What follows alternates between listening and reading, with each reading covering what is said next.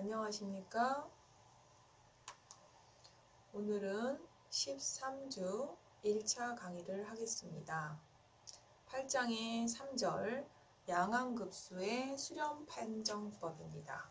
지난 시간에 우리가 1절에서 수열을 배우고 2절에서부터는 급수를 배웠는데요. 급수 중에 기하급수라든지 기타 등등 좀 AN의 극한값이 0으로 가지 않나 가나에 따라서 수렴 발산을 판단하는 방법을 배웠다면요. 너무 우리가 급수에 대한 수렴 판정법이 포괄적이어서 3절에서는 일단 양항수열이라고 해서 수열의 값이 양수인 수열들에 대한 그 급수만 판단하는 방법을 배우려고 합니다. 그래서 양수인 수열들에 대한 급수를 양항급수라고 하고 오늘 3절에서는 양항급수들에 대한 판정법을 하겠습니다. 그러면 양수인 수열들에 대해서 먼저 판정법을 하는데 여기에서 말은 부분합이 위로 유계인 양항급수는 수렴하고 역으로 수렴하는 양항급수의 부분합은 위로 유계이다. 이렇게 글로 읽으면 이해가 되는 듯 안 되는 듯 쉬운 듯 안 쉬운 듯 여러분한테 조금 더 익숙하게 저 서술된 말을 기호로 환산을 해주면 이렇습니다. 우리는 지금 양항수열을 해요. 수열들이 다 일단 양수인 카테고리로 잘랐어요. 그런 다음에 부분합 우리는 SN으로 쓰기로 했죠. SN이 어떤 위로 유계다. 특정한 경계 위로 넘어가지 않는다. 그렇다면 그 양항급수, 그 수열에 대한 급수, 양항급수는 이 급수는 수렴한다. 우리가 수렴한다를 보통 SN에 대한 극한값 S로 써서 앞으로는 수렴한다라고 글을 쓰지 않고 S로 쓸 것이며 제가 참고적으로 지금 위끝 아래끝을 쓰지 않았는데 특별한 멘트가 없으면 줄여서 써놓은 경우는 그러니까 생략되어 있는 경우는 전체 급수 그러니까 전체 구간이라고 판단하시면 됩니다. 그래서 양항급수는 수렴하고 그 다음에 역으로 이렇게 뭔가 수렴하는 양항급수가 있다면 그 부분합은 위로 유계된다. 지금 저기 말로 표현된 걸 기호로 표현해주면 이렇게 됩니다. 말은 말보다 기호가 쉬울 듯 하지만 기호로 써놨는데도 여전히 기호일 뿐 잘 이해가 안 되실 수가 있는데요. 여기서 조건 하나를 더 추가하면 얘와 얘의 상호 관계에 의해서 양수인 수열들의 부분합이므로 SN의 특징은 단조 증가일 수밖에 없고 지난 시간에 배웠던 마지막 정리 내용이 뭐였냐면 증가 수열인데 위로 유계가 되면 걔는 뭐 한다고 했냐면 수렴한다고 그랬어요. 그래서 얘 수렴이니까 SN 수열이 수렴해요. 그러면 SN 수열이 수렴한다는 이 수렴값은 지난번에 급수로 표현될 수 있고 얘가 뭔가의 수렴값 S를 갖는다는 거니까 급수가 수렴한다. 이렇게 얘기를 할 수가 있겠고요. 물론 반대쪽으로도 확인할 필요는 있겠지만 우리는 주로 얘의 수렴 여부 발산, 즉 이쪽으로 가는 거에 관심이 있어서 이쪽으로만 일단 확인했습니다. 그럼 이제 정리 3.1에 대해서는 무슨 얘기인지 아셨을 거니까 바로 이 공식을 예제 1번에 대입을 하면요.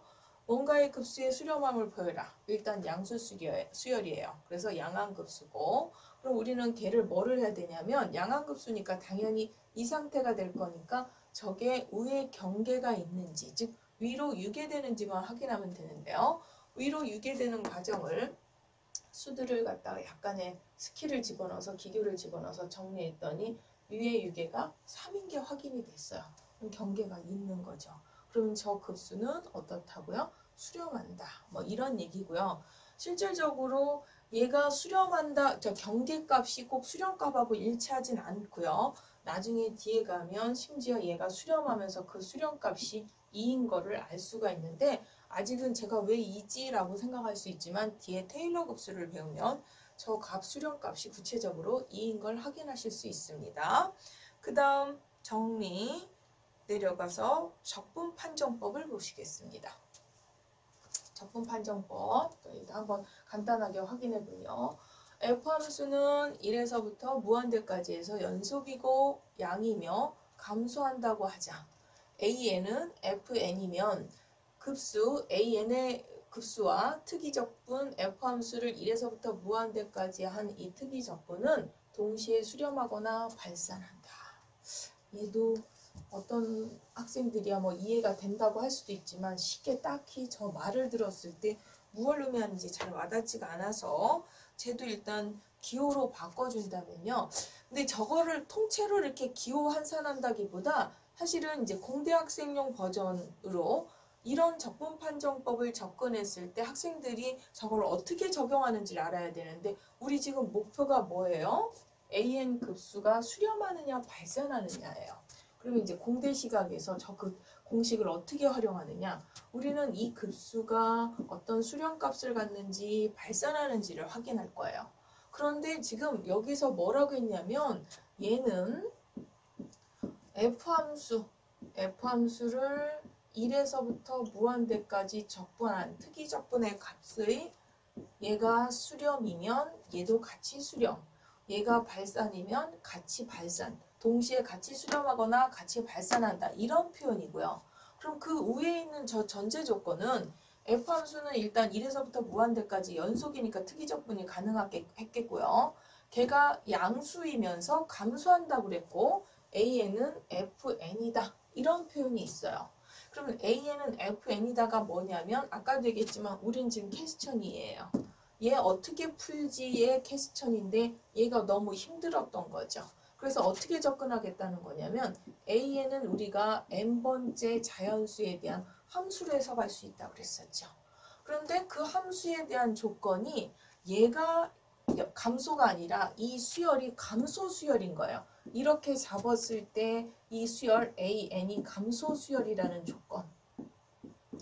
이런 조건을 물론 양수면서요. 지금 양항수열이니까 양항수열 판단법이니까 얘가 양수이면서 이런 감소 수열이라는 이런 조건을 만족하면 얘를 다시 뭐화시킬 거냐면 연속화, 실수 버전으로 연속화를 시키는 거예요. 그럼 얘를 자연수 버전이었던 얘를 연속화시켜서 걔를 1에서부터 무한대까지 적분을 할 거예요. 얘 몰랐는데 이렇게 상황을 시츄에이션을 만든 거예요. 그랬더니 이 특이적분 계산했던 얘가 수렴하면 우리는 얘도 수렴이다. 얘가 발산이면 얘도 발산이라고 알려주는 그런 공식이에요. 그래서 이 공식은 절대 여러분이 저 공식을 쓰게끔 F함수가 처음에 주어지거나 그것도 연속이면서 감소하는 걸로 주어지거나 걔에 걸맞게 AN, FN을 주거나 이런 게 아니라요. 저 공식을 충분히 상황을 이해한 다음에 나는 이런 걸 구할 때 어떻게 구하지? 그러면 우리는 앞에서 수열이라고 하는 건 n번째 자연수에 대한 함수로 생각할 수 있었고 걔를 실수 연속형으로 했을 때 이 특이적분 결과의 값에 따라서 얘가 수렴하면 같이 수렴, 발산이면 같이 발산이라고 증명이 된 결과를 정리처럼 쓰라는 거예요.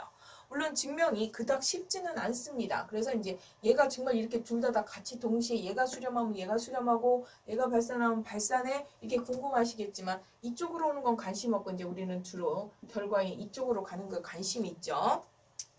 예, 교과서에 그 다음 페이지에 좀 길게 증명이 돼 있는데요. 그 증명을 갖다 조금 더 쉽게 접근하기 위해서 내가 하나 예를 들어서 쭉 다음에도 한번 나올 것 같긴 한데요. 그래서 n제곱분의 1 같은 함수 하나 생각을 해봐요.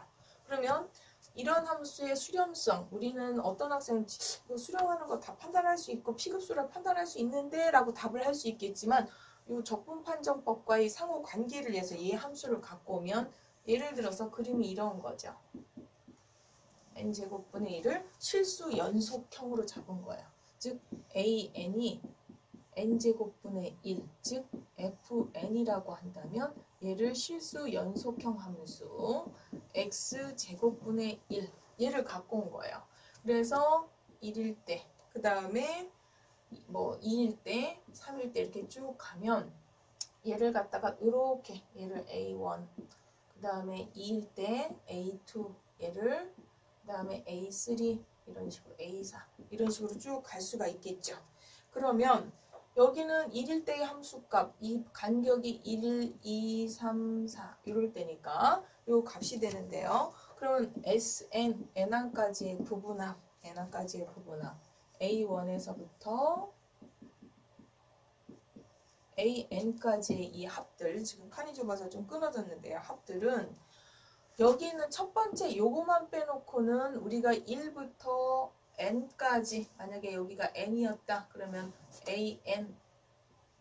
an까지의 적분값보다는 얘가 작죠 지금. 그래서 얘는 어떤 부등식이 성립할 수 있냐면 요거 빼놓은 A1 빼놓고는 그 다음 번째부터는 1부터 어디까지? n까지 이 연속형 함수 x제곱분의 1이라고 하는 걸 적분한 요 곡선의 넓이보다는 얘네들이 더 작다가 되는 거죠.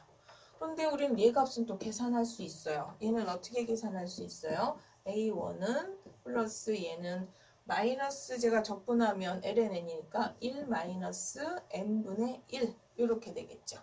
그러면 여기에서 이 n이 아무리 크다 하더라도 0으로 가니까 요만큼만 갈 거예요. 요만큼만 남을 거예요. 근데 A1은 누가 봐도 1인 걸 알으니까 얘는 아무리 n이 커진다 해도 2보다 작다라는 무의 경계가 있다는 걸 알 수가 있어요. 그러면 조금 전에 뭐라고 했냐면 지금처럼 양수수열에 부분합이 우의 경계가 있으면 그 급수는 수렴한다고 그랬었어요. 그래서 SN에 대한 극한값이 수렴, 뭔가 수렴값을 가질 수 있겠죠. 그러면 얘가 곧 우리가 지난번에도 얘기했지만 n제곱에 대한 이 자신, 즉 A 한 번 더 쓰면 얘 기호로 지금 아직도 조금 낯서시는 분이 있어서 급수죠. 이 자체가 급수를 해석할 수가 있고 따라서 n제곱분의 1의 급수도 수렴한다. 물론 같은 값이라기보다는 수렴한다라고 판단할 수가 있어요. 그래서 우리가 지금 어떤 유한계의 어떤 각각의 n번째 수열에 대한 급수 판단을 적분을 활용해서 이렇게 끌고 가서 원래 급수가 수렴한다로 보일 수 있다. 뭐 이런 얘기예요.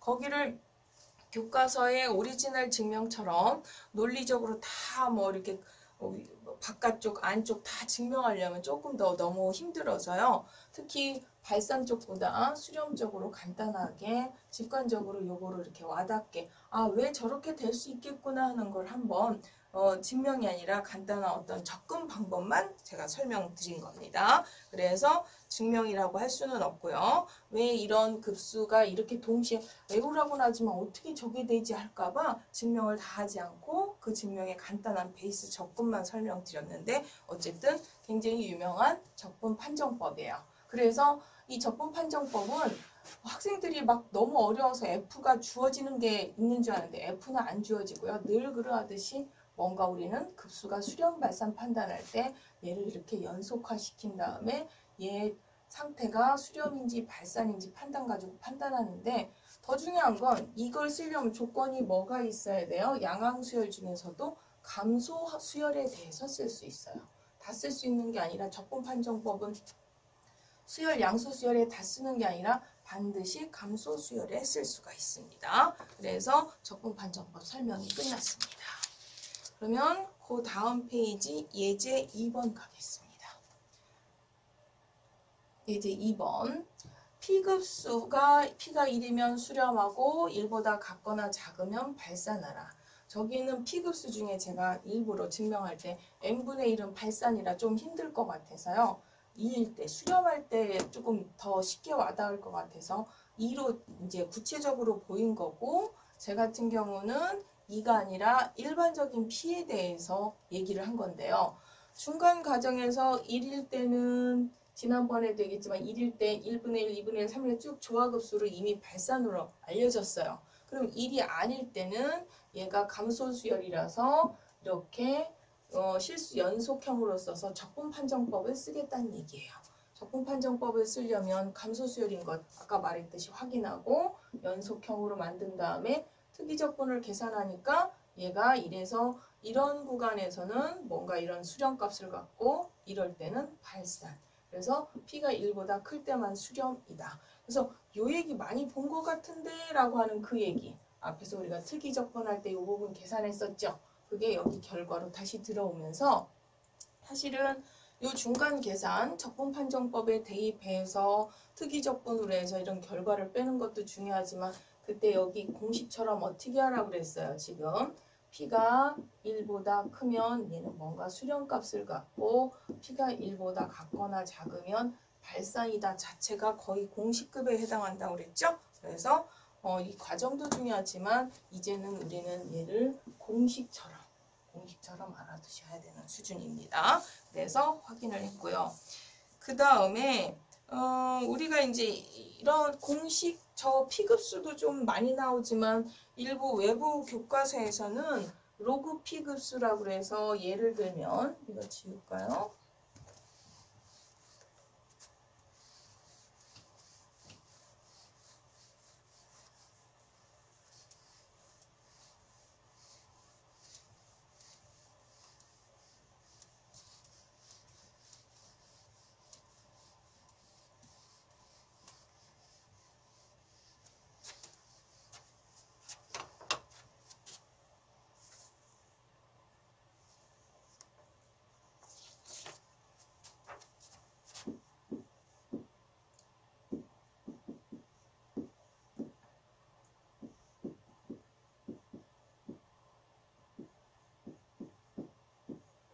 예를 들어서 이런 급수가 수렴인지 발산인지 이거에 대한 수렴성 이거 조금 전에 제가 알려줬던 그 판단 기준 즉 얘를 적분판정법을 쓸 수 있는 상황인지 감소수열인지 기타 등등을 해서 한번 확인해 보세요.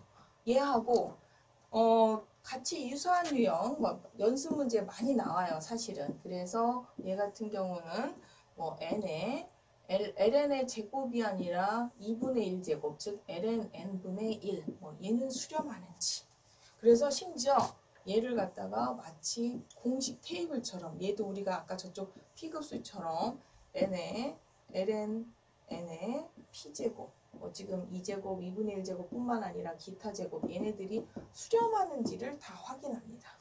근데 사실은 답을 먼저 알려주면 P가 1보다 크면 수렴하는데 답이 중요한 게 아니라 여러분이 제가 아까 일반적인 P급수에 대해서 끌듯이 요거를 한번 여러분이 한번 끌어보시길 바라겠습니다. 그래서 여러분이 꼭 한번 확인해 보시고요.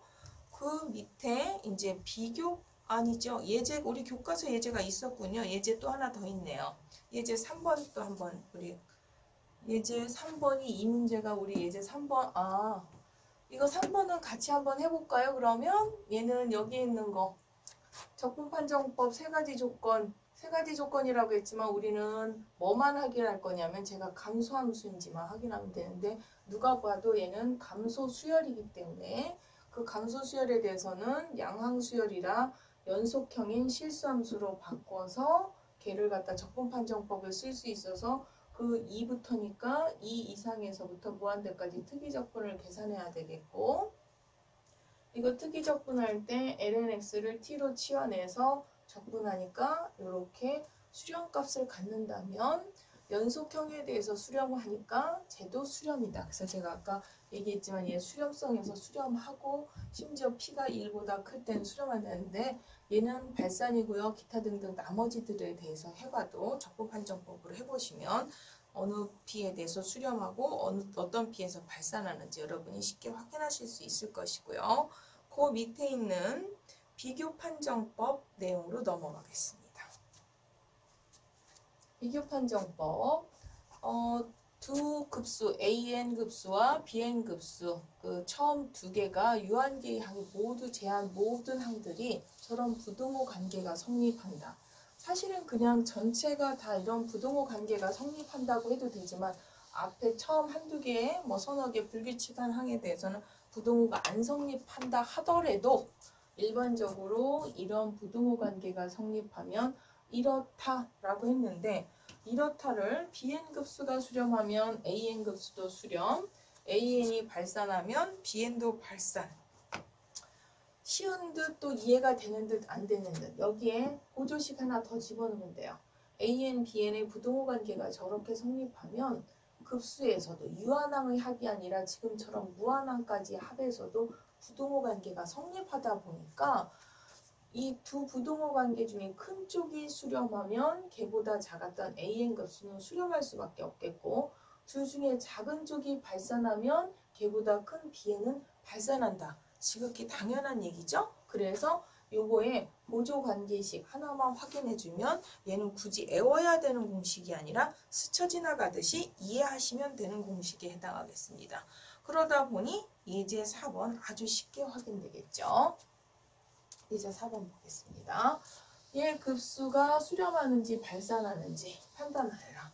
그러면 저 수열보다 크거나 혹은 작은 어떤 수열을 비교하면 되는데, 그럼 주어진 수열, 예를 들어서 2n 세제곱 4n 플러스 3의 5n 마이너스 1보다 크고 작은 수열을 따듬을 때 이 상태에서 너무 판단하기가 복잡하다는 거죠. 급수가. 그래서 간단한 이런 것들 하나들 빼봐요. 그럼 이게 마이너스 1이 빠지니까 얘는 더 커지는 거죠.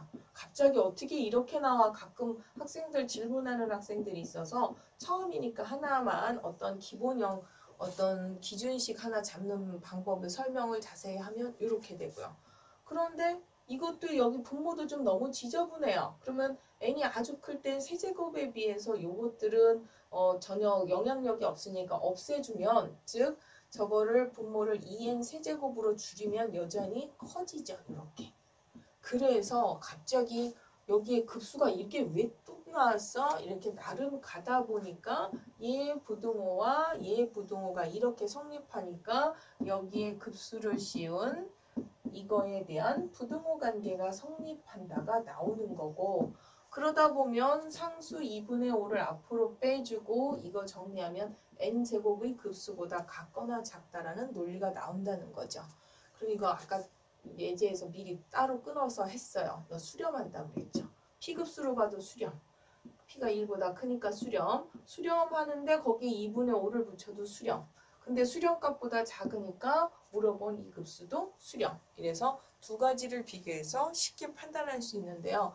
처음이니까 이렇게 막 자세히 설명하지 나중에 가면 그냥 막바로 쓱 넘어갈 정도로 쉽게 나오는 그런 것들이죠. 예제 5번도 또 확인해 보겠습니다. 이 급수의 수렴 발산 여부를 판단하여라. 그러면 물론 물어본 건 1부터지만 ln 같은 경우는 3 이상이면 1보다 커요.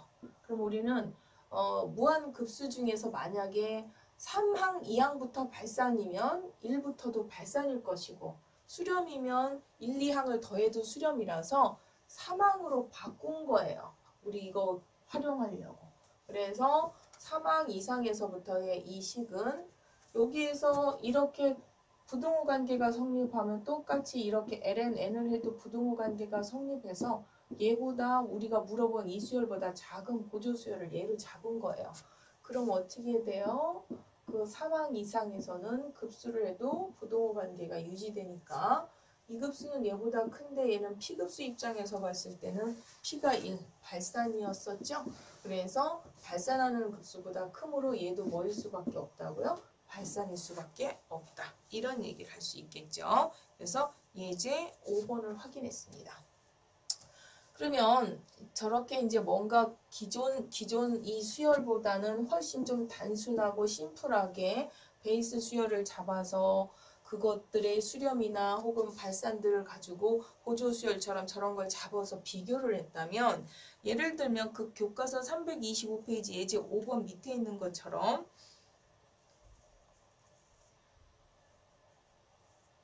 그러면 이런 거죠. n제곱 마이너스 n 플러스 1분의 1 이런 수열 하나 생각을 해볼까요? 지금 제가 아마 따로 다운을 안 받아놓은 것 같은데, 이런 수열의 급수, 그럼 이 수열만 분석을 해보겠습니다. 얘도 저쪽에 있는 이 예제나 바로 전 예제처럼 뭔가 얘보다 훨씬 판단하기 쉬운 간단한 수열을 잡고 싶은 거예요. 그럼 얘 앞에 있는 논리로 따지면 n제곱하고 비슷해요. 심지어 n제곱보다 1보다 큰 항에서는 이렇게 같거나 크다고 얘기할 수 있어요. 그러면 이거의 급수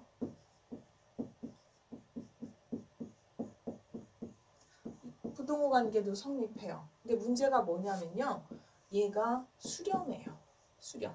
그럼 수렴보다 큰 급수는 수렴이라고 과연 말할 수 있는 보장이 있느냐 이거죠. 수렴보다 크다로 끝나지 수렴보다 큰 게 수렴으로 이어질 수도 있지만 발산이 될 수도 있다는 거죠. 내가 지금 갑자기 떠오른 얘가 이거밖에 없지만 반대로 예를 들어서 발산하는 수열이 있다고 그래요. 근데 내가 여기 있는 앞에 있는 예제나 지금 얘처럼 뭔가에 그거에 유사한 수열을 잡았어요. 근데 그 발산하는 수열보다 작은 수열을 그러니까 걔보다 작은 수열도 같이 발산이라고 할 수도 있고 발산보다 작다 보니까 수렴일 수도 있는 거예요. 그래서 그 비교 판정법의 한계는 둘 중에 하나가 큰 쪽이 지금 수렴하면 반대쪽은 수렴, 작은 쪽이 발산이면 큰 쪽도 발산, 이쪽은 쓸 수 있지만 반대 상황에 대해서는 적용할 수 없는 거죠. 그러다 보니까 그 다음 무슨 판정법을 쓰냐면 그 대신 아까 내가 이거보다 같거나 크다지만 어떻게든 얘는 이거와 굉장히 그 패턴, n이 무한대로 갈 때 유사한 유형, 기본 어떤 베이스로 이런 유형으로 유사하게 갈 것이므로 얘랑 같이 연결을 시켜주고 싶은 거예요. 그래서 그 다음 페이지에 가면 뭐가 있냐면 극한 비교 판정법이라고 하는 게 나와요. 그래서 양항급수 일반항 AN과 BN에 대해서 두 수열 자체에 대한 B에 대한 극한값을 계산했더니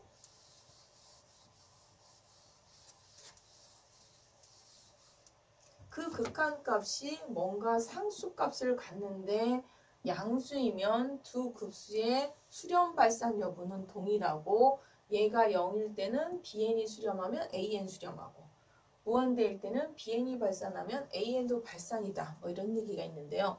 이 얘기가 뭐냐면 아까 얘기했듯이 얘는 비교 판정법으로 안 됐어요. 그럼 극한 비교 판정법 이 내용에 의하면 이 이걸 급수를 판단하고 싶은데 얘가 도저히 판단하기 힘든 거죠. 그럼 간단한 어떤 얘보단 훨씬 단순하고 쉬운 보조수열 BN을 하나 갖고 오는 거예요. 얘가 물어본 AN, 얘를 BN. 그러면 두 개의 BN하고 AN에 대한 B를 구해서 걔에 대한 극한값을 딱 계산하니까 얘는 그럼 어떻게 되냐면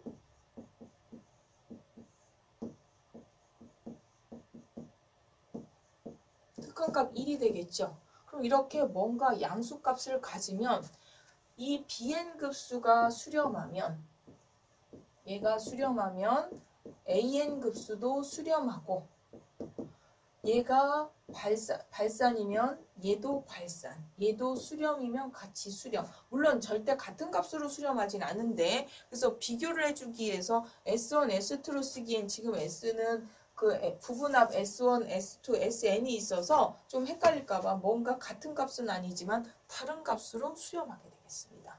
그럼 이제 얘가 P급수에서 BN급수는 우리는 뭐 했던 거예요? 얘는 수렴했던 거죠. 얘 자체가. 그러면 얘 B급수가 수렴하니까 그럼 A급수도 어떻다는 얘기예요? B급수도 따라서 즉 n제곱 마이너스 n 플러스 1에 대한 E급수도 수렴이다 라고 판단할 수 있다는 얘기죠. 뭐 때문에? 앞에 얘보다 훨씬 단순한 n제곱 급수, 즉 P급수가 이미 수렴이기 때문에 얘도 수렴이다. 이런 식으로 판단할 수 있다는 거죠. 그래서 극한 비교 판정법은 기존에 있는 어떠한 자기보다 훨씬 간단한 수열들을 이용해서 이렇게 수렴 발산을 판단할 수 있는 건데 아마 이게 그 다음 예제 6번의 1번이었네요. 예제 6번의 1번 문제 요거가 되겠고요. 뭐 바꿔서 얘처럼 플러스로 해보셔 문제가 아마 여기하고 여기가 지금 오타가 있는 것 같은데 저는 요걸로 보였고요. 밑에 풀이는 요거니까 그러면 요걸 플러스로 바꿔서 다시 한번 푸셔보면 돼. 방법은 똑같으니까. 그래서 이렇게 되겠고요. 그럼 이제 예제 2번 한번 확인해 볼까요? 예제 2번. 여전히 우리는 저 급수 판단하기 힘듭니다. 그래서 얘를 어떻게 했냐면 일단 주어진 이 수열보다 훨씬 간단한 단순한 수열과 뭔가 B를 구하고 싶은 거죠. 이런 B들. 그럼 이 B를 구할 때 극한값도 굉장히 계산 마무리가 쉬운 거. 그러면 사인 n분의 1보다 조금 더 단순한 n분의 1, 즉 AN이 사인 n분의 1이면 그거하고 같이 비교할 만한 얘 힘들으니까 좀 더 심플하고 간단한 보조수열을 BN을 n분의 1로 잡은 거예요. 그래서 얘에 대한 극한값을 계산했죠. 그럼 얘 극한값이 얼마예요? 1이요. 맞아요? 오르피탈 정리를 써도 바로 1, 공식으로 가도 1. 얘 극한값이 1이니까, 즉 수렴값을 가지니까 우리가 보조수열로 잡았던 판단하기 쉬운 BN 수열, 얘가 발산이면 원래 급수 AN 파트도 뭐 한다? 발산이다. 그래서 얘는 우리가 P급수에서 이미 발산으로 판단했으니까 얘가 발산이라 얘도 발산이다. 이런 얘기를 할 수 있겠죠. 그러면 지금 기본 공식은 이해가 됐는데 앞에 다시 극한 비교 판정법 다시 한번 가서 보겠습니다. 그럼 지금 둘 다 수렴하고 발산하는 일을 해봤어요. 그럼 이 얘기는 무슨 얘기냐면 저 얘기는 R이 0일 수도 있잖아요. 극한값이. 그럼 0일 때는 수렴이면 수렴이고 그 다음에 무한대일 때는 발산이면 발산이다. 당연한 것 같은데도 또 저거를 또 어떤 아주 예민한 문제에서 학생들이 확인을 잘 못하는 경우가 있어서 이 얘기는 쉽게 얘기하면 얘가 아주 큰 n이 무한대로 갔을 때는 AN이 BN하고 어떤 상수 R배가 갖는 이런 상태라고 분석을 할 수 있겠고요. 근데 그 중에서 얘가 0으로 가는 상황이에요. 그러면 얘가 0으로 가는데 만약에 판단하기 쉬웠던 BN급수가 수렴하면 그거의 상수배, 0으로 가는 상수배를 곱한 AN도 우리는 수렴이라고 말할 수 있다는 거죠. 얘가 수렴이면 거의 0에 가까운 걸 곱해도 AN도 그 수렴이 된다고 할 수 있지만 만약에 얘는 0으로 가는데 BN이 발산이었다 그래봐요. 합이.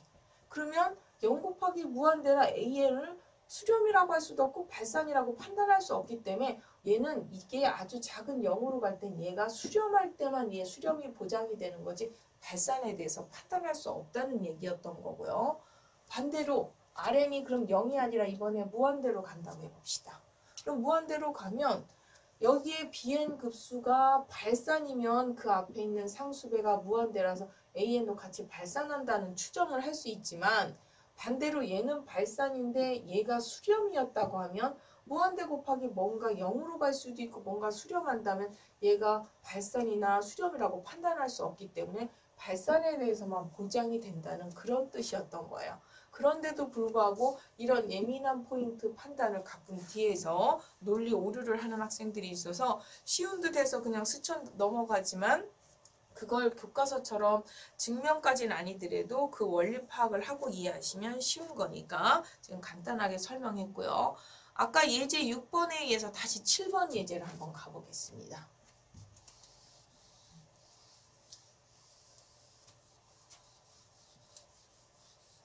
이제 7번 보시면 역시 저 급수의 수렴 발산 여부를 판단하여라. 그럼 앞에 있는 예제 6번 같은 경우는 조금 나름 그거에 대한 아주 간단한 심플한 기본형을 잡기가 쉬웠는데요. 얘네 3분의 4제곱으로 잡았어요. 그래서 그 B에 대한 극한값을 계산했더니 극한값이 0이래요. 그럼 아까 0 유형 마지막에 설명했었죠. 얘가 R이 0으로 갈 때는 보조수열 BN 쪽이 수렴할 때만 원래 급수가 수렴한다고 했기 때문에 BN 급수 얘 보면 P급수에서 P가 1보다 큰 3분의 4이므로 수렴하죠. 그래서 원래 급수인 얘도 수렴한다 라는 얘기를 할 수 있겠고요. 요 3분의 4는 조금 있다가 저거 보고 어떻게 3분의 4라고 했지? 그건 조금 있다 얘기하고 큰 흐름을 위해서 2번 먼저 설명하겠습니다. 2번 같은 경우 역시 이거에 대한 급수. 이거는 좀 간단한 유형, 지저분한 가지들 다 빼고 요거만 뺀 다음에 그것도 상수를 빼고 요거만 분석을 하면 약 n의 2분의 7제곱분의 n의 제곱이라서 2분의 3제곱. 얘를 보조수열로 잡았다고 보시면 되죠. 그래서 bn분의 an 극한값 계산하니까 2가 된다. 그러면 얘는 bn급수가 수렴하면 얘도 수렴인데 얘는 p급수에서 p가 얼마인 경우니까 2분의 3인 경우니까 수렴해서 원래 급수는 수렴한다고 마무리를 했고요. 여기에서 사실은 3분의 4가 왜 저렇게 되느냐. 예전에는 일반적인 이제 알파로 해서 이거에 적절하게 수렴하는 알파를 찾는 예제로 바뀌어 있었는데요.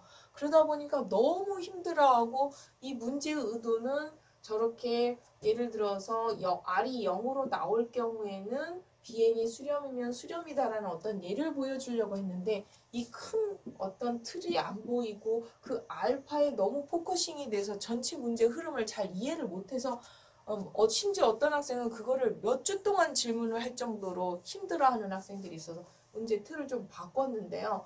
여기서는 저기는 이 T급수의 저거 3분의 3뿐만 아니라 3분의 4 말고 예를 들어서 저 알파를 4분의 5 이거로 잡아도 성립해요. 그래서 실질적으로 저 알파는 1보다는 크고 아마 2분의 3 사이에 있는 모든 알파 예를 들어서 6분의 7도 가능할까요? 아무튼 이런 식으로 그 안에 있는 모든 알파에 대해서 다 성립하니까요. 확인해 보시면 되겠고요. 그 다음 예제로 넘어가겠습니다. 극한 비교 판정법 끝났고요. 그 다음 327페이지에 예제 몇근 판정법 가기 전에 지금까지 교과서 예를 하다 보니까 거의 그 기준 수열이 이렇게 P급수 저거 하나가 단 거 같이 그럼 모든 거는 다 저렇게 어차피 P의 급수로만 이렇게 표현돼야 되느냐 기준 간단한 심플한 함수를 다 P급수로만 해야 되느냐 해서 그렇지 않은 예를 제가 하나 만들어 봤는데요. 예를 들면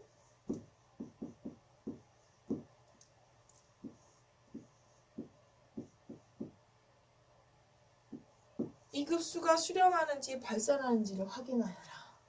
그러면 우리는 얘의 그 간단한 유형, 즉 an 급수가 2의 n제곱 마이너스 1 얘보다 훨씬 간단한 건 꼭 P급수로 가지 않아도 2의 n제곱분의 1로 가도 되겠죠. 이렇게.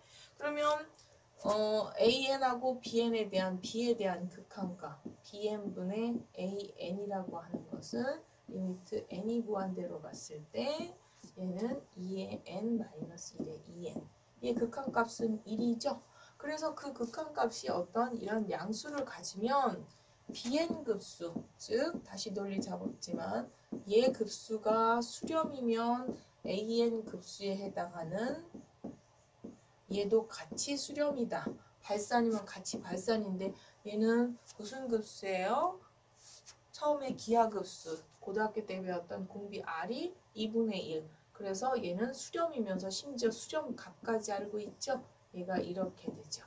그래서 얘는 1. 수렴하고요. 수렴값은 중요하지 않지만 판단만 해야 되니까 얘가 수렴이고 얘 또한 수렴이다. 같이 수렴이다. 이런 얘기가 되겠습니다. 그래서 얘는 일부러 쉬운 예를 갖고 왔지만 뭐냐면 보조수열이 꼭 지금 모든 예제가 P급수로 막 결론을 지으니까 저럴 때는 다 P급수가 답인가 봐는데 P급수가 아닌 이런 보조수열도 얼마든지 있다는 어떤 예를 하나 보여주는 정도가 되겠습니다.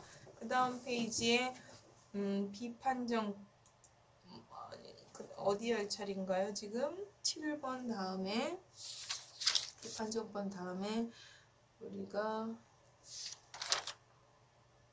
비판정법 할 차례네요. 327페이지 비판정법.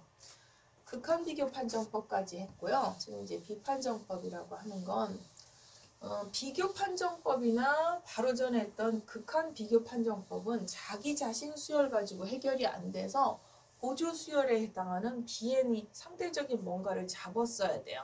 근데 비판정법은 AN 급수의 수렴 발산 여부를 해서 보조 수열이 없이 자기 수열만 가지고 전항하고 후항의 B에 대한 극한값이 R이 있다면 이 R 값만 가지고 판단하는 거예요. R이 1보다 작으면 급수는 수렴하고 1보다 크면 발산, 1이면 수렴할 수도 있고 발산할 수도 있다. 3번 굉장히 긍정적인 멘트로 표현했지만 부정적으로 얘기하면 R이 1일 때는 수렴도 발산도 판단할 수 없는 상황이 되는 거죠. 그럼 여기에서 이거 쉬운 듯 하지만 또 논리 간단하게 좀 쉽게 접근을 해주면요. n이 아주 큰 상태에서는 결국 이런 구조를 갖는다고 분석을 할 수 있죠. 그럼 이렇게 갖는다는 건 여기에 있는 R이 무슨 역할을 한 거예요? 공비 역할을 한 거죠. 그래서 공비 R이 1보다 작으면 급수는 수렴하고 1보다 크면 발산. 이렇게 그냥 쉽게 이해하시면 되겠습니다. 그래서 비판정법 쉽게 이해를 했고요. 그 다음 페이지에 가면 그 비판정법을 확인한 예가 있습니다. 8번 한번 확인해 보면요.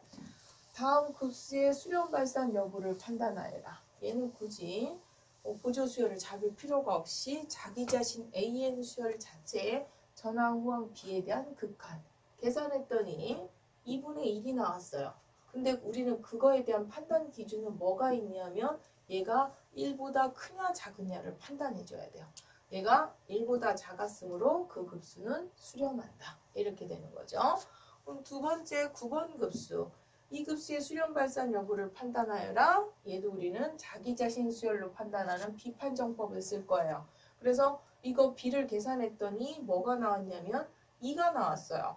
그럼 얘는 어떻게 돼요? 1보다 크단 말이죠. 그러면 그 R에 해당하는 그 극한 전항 후항 B에 대한 R이 1보다 크므로 급수는 뭐한다? 발산한다. 이렇게 판단할 수 있다는 거죠. 비판정법으로. 그래서 자기 수열에 대한 B의 값만 가지고도 쉽게 급수가 수렴한다, 발산한다를 판단할 수 있는 예가 되겠고요.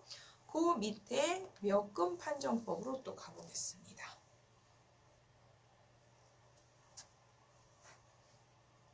몇금 판정법. 얘는 AN에 대한 N제곱근, N제곱근이 극한값이 R일 때 그 R이 역시 1보다 작으면 수렴, 1보다 크면 발산, 1일 때는 수렴할 수도 발산할 수도 있다. 그럼 우리는 얘는 카운트하지 않고 1보다 크다 작다만 판단할 수 있고요. 얘도 어떻게 쉽게 우리가 직관적으로 판단해 주면 되냐면 A의 N이 결국 뭐라고 볼 수 있냐면 R의 N제곱 유형이라고 볼 수가 있겠죠. N이 아주 큰 상태로 갔을 때. 그럼 여전히 여기에서도 아까 있는 그 비판정법처럼 R이 공비 기능을 한 거죠. 공비 역할을. 그러다 보니까 R이 1보다 작으면 급수는 수렴, R은 1보다 크면 발산. 이렇게 쉽게 이해하시면 되겠습니다. 그래서 이제 10번으로 바로 문제를 또 한번 풀어보겠습니다. 이제 10번 보시면 다음 급수의 수렴 발산 여부를 판정하여라. 그러면 얘는 뭐뭐뭐 n제곱 이런 거 있으니까 제곱근으로 n제곱분의 1을 해주면 몇 근 제곱이라는 건 n분의 1제곱 하면 조금 간단한 이런 상태가 되죠. 근데 이 극한값이 얼마예요? 3분의 1. 기준인 1보다 작죠. 따라서 저 급수는 수렴한다. 이렇게 바로 판단할 수 있는 거죠. 그래서 몇근 판정법은 보시면 알겠지만 이렇게 뭔가 거듭제곱이 돼 있어서 불편할 때 n제곱근 시켜주고 그거의 극한값이 1보다 작으면 저 급수는 수렴한다로 판단하면 되겠죠. 그 다음에 11번 예를 또 한번 보시겠습니다. 아까는 너무 또 이제 몇근 판정법을 적용하기가 그랬다면 얘도 역시 n제곱이 뭔가 있어요. 전체 통틀어 제곱은 아니지만 이런 n제곱이 한쪽만 있다고 해서 안 쓰는 게 아니라 여기다 n제곱근을 씌우면 분자는 이렇게 되고 분모는 이렇게 돼요. 그럼 얘 극한값, 분자는 상수지만 얘 극한값 지난 시간 앞에서 거의 공식처럼 외우라고 했는데 또 공식처럼 외우라고 해도 잘 적용하지 못해서 그때 이 예를 앞에서 한 번 했었어요. 어떨 때? 얘가 제곱일 때. 그래서 일부러 교과서에 없지만 이게 꼭 이거일 때만 1인 게 아니라 그래서 옆에 보조로 이런 거일 때도 1이다. 이렇게 되겠죠? 그래서 극한값은 3, 기준이었던 1보다 크므로 몇근 판정법에서 얘가 1보다 크면 급수는 뭐한다? 발산한다라는 큰 논리를 또 따라갈 수가 있겠죠. 그래서 몇근 판정법의 예를 한번 해봤고요. 두 가지 예보다 조금 예를 더 하나 만들어 왔습니다. 자주 나오는 예이기도 해요. 우리 연습 문제도 제가 만든 거하고 유사한 유형이 나오는데요. 일단 어떤 예를 생각해 볼 수가 있냐면요.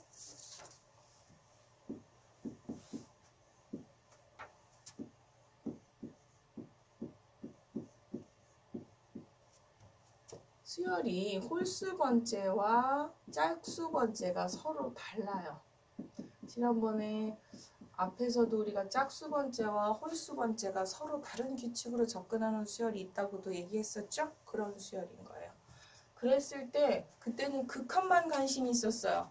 얘의 극한값, 얘의 극한값으로 걔가 극한값이 어떻게 되느냐. 지금은 극한 정도가 아니라 그 합이 궁금해요.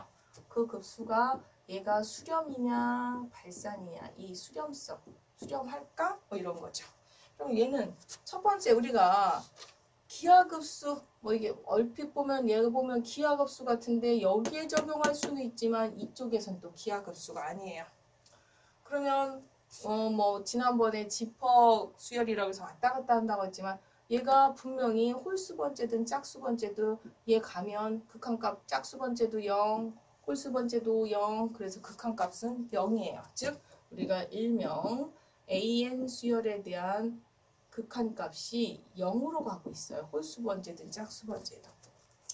그러면 적어도 얘는 그 급수가 수렴하는 후보 안에 들어가는 거죠. 관계가 이렇게 된다고 그랬었죠.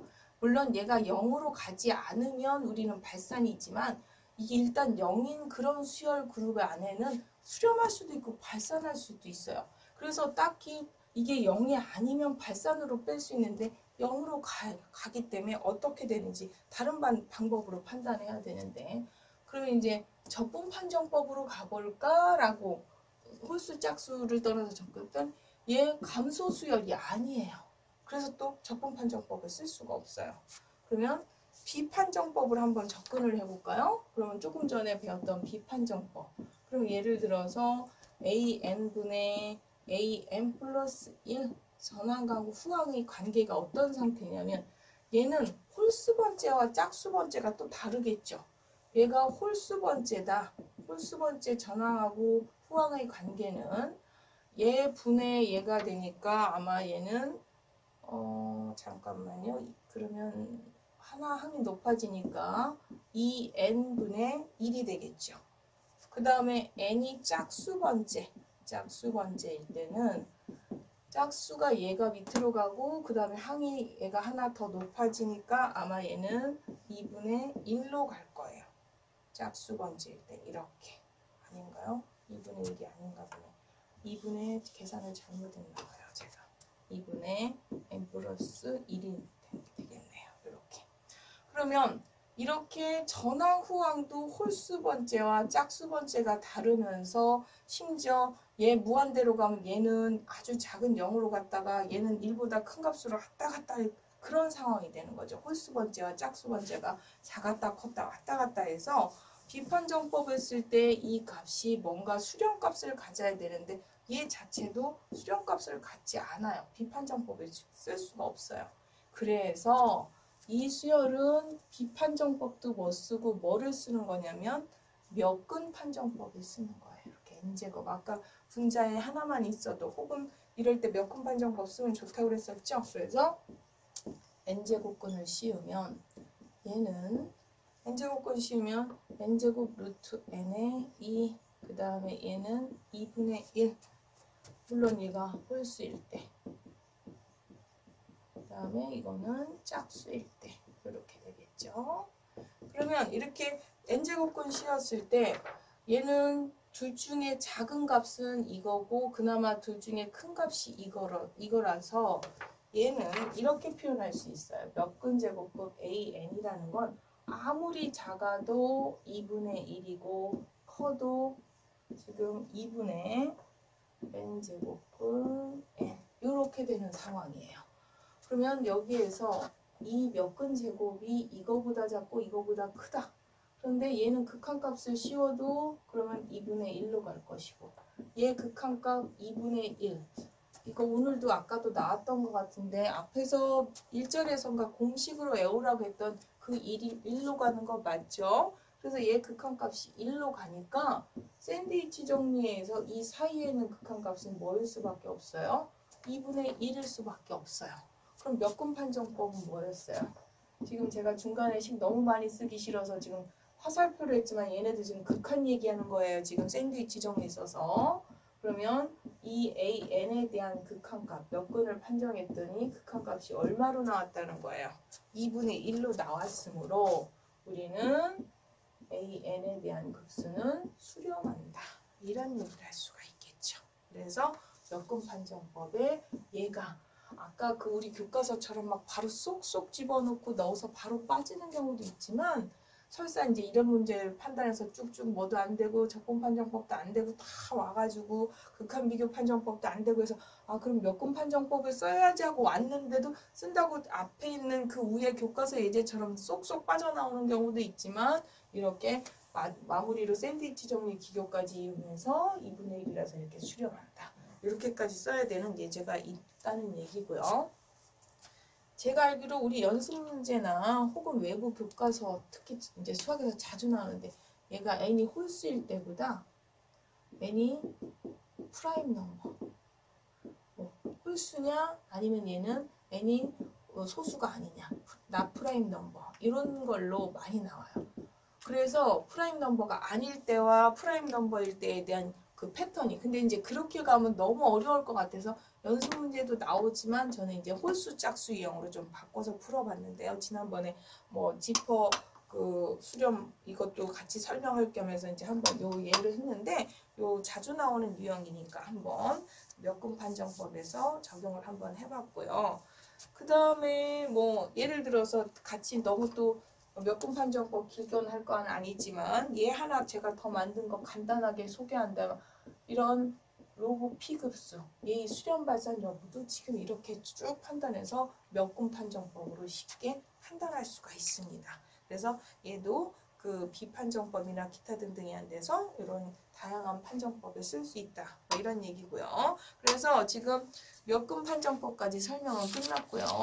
그 다음 페이지에 넘어가면 고급 판정법이라고 그래서 쿤모 판정법이라든지 그 다음 라브라든지 라브 판정법이라든지 혹은 가우스 판정법 이런 게 있는데 제가 개인적인 소견으로 공대 학생이 이런 어떤 고급 판정법까지 써가면서 하는 건 아닐 것 같아서 그냥 그런 판정법이 있다 교재에 있으니까 설명만 하고요. 가우스 판정법 같은 경우는 이제 얘가 있으니까 그냥 간단하게 같이 한번 확인을 해보면 어떤 수열 급수에 대해서 전항 호항비를 이런 1, n분의 1, n제곱분의 1로 이렇게 분석됐을 때 n분의 1에 해당하는 저 R이 1보다 크면 수렴이고 1보다 작으면 발산이다. 그래서 사실은 얘는 뭐 이런 급수는 이거죠. 예를 들어서 2의 n제곱 n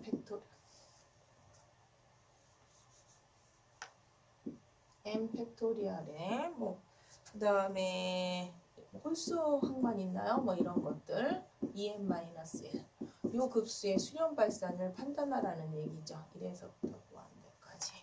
그랬을 때 저기 있는 가우스 판정법처럼 얘를 계산했더니 얘 나오고 n번째 항을 계산했더니 요거 나오고 그거를 1과 n분의 1과 n제곱분의 1로 분석을 해서 숫자를 맞춰보니 n분의 1에 붙는 r이 2분의 1 그러면 1보다 작으니까 그 급수는 뭐한다? 발산한다. 물론 그 n제곱분에 붙는 이 an 수열도 일단 6개가 돼야 되는데 얘는 6개더라. 뭐 이런 얘기예요. 근데 이제 교과서에 예제까지 하나 나왔길래 사실은 가우스 판정법까지 설명하지만 거의 제가 알기로는 이렇게 뭐 고급 기능까지는 잘 안 쓰는 것 같아서 그냥 가볍게 적용한 게 저렇게 적용됐다는 정도로 확인을 해보고 넘어가겠습니다. 그래서 오늘 3절에서는 양항급수의 판정법을 배웠다고 보시면 되겠습니다. 그러면 오늘 수고하셨습니다. 오늘 수업은 여기까지 하시겠습니다. 수고하셨습니다.